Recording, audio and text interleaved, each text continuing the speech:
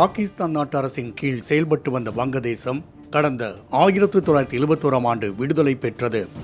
இந்த விடுதலை போராட்டத்தில் கலந்து கொண்டு உயிர் நீத்தவர்களுக்கு மரியாதை அளிக்கும் விதமாக சில சலுகைகள் அறிவிக்கப்பட்டன. அதாவது, சுதந்திர போராட்ட தியாகிகளின் வாரிசுகளுக்கு அரசு வேலையில் 56% இடஒதுக்கீடு வழங்கப்பட்டு வந்தது. இதையடுத்து கடந்த 2018ஆம் ஆண்டு பிரதமராக இருந்த ஷேக் ஹசீனா ஒட்டுமொத்த இடஒதுக்கீட்டு முறையை ரத்து செய்தார். இதை எதிர்த்து வங்கதேச உயர்நீதிமன்றத்தில் வழக்கு தொடரப்பட்டு அதில் 30% இடஒதுக்கீட்டை மீண்டும் அமல்படுத்த வேண்டும் என தீர்ப்பளிக்கப்பட்டது.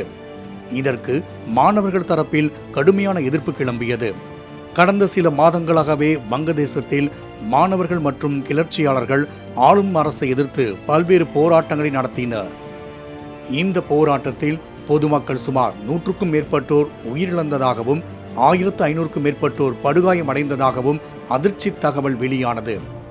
இந்த கலவரத்தை தொடர்ந்து செல்போன் நெட்வொர்க் தடை செய்யப்பட்டு நிலைமையை கட்டுக்குள் கொண்டு வர முயற்சிகள் மேற்கொள்ளப்பட்டன.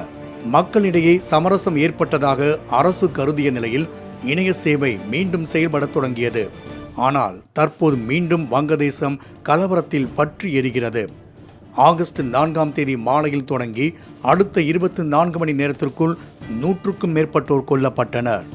இந்த கலவரத்தின் போது போராட்டக்காரர்கள் தலைநகர் டாக்காவை கைப்பற்றினர்.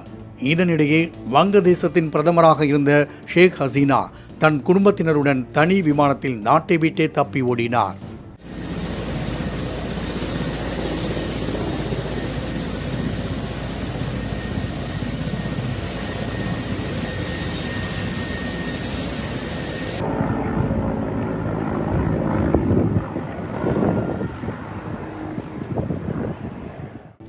பிரதமர் வீடு காலியான நிலையில் போராட்டக்காரர்கள் அதிரடியாக அவரது வீட்டை கைப்பற்றினர். சரசரவென உள்ளே நுழைந்தவர்கள் வீட்டின் படுக்கை அறையில் ஆடுவதும் குதிப்பதுமாய் குதூகலத்தில் ஈடுபட்டனர்.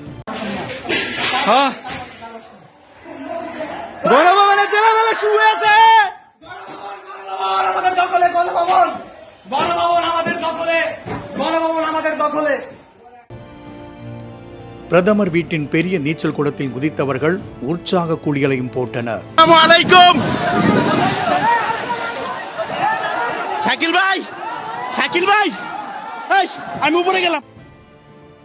இது தவிர வங்கதேசத்தில் தேச தந்தையாக விளங்கிய ஷேக் முஜிபுர் ரஹ்மானின் பிரம்மாண்ட சிலையை போராட்டக்காரர்கள் அடித்து நொறுக்கினர். இளைஞர் ஒருவர் ஷேக் முஜிபுர் ரஹ்மான் சிலையின் மீது நின்று கொண்டு தலைப்பகுதியை பெயர்த்தெடுக்கும் வீடியோ இணையத்தில் வெளியானது.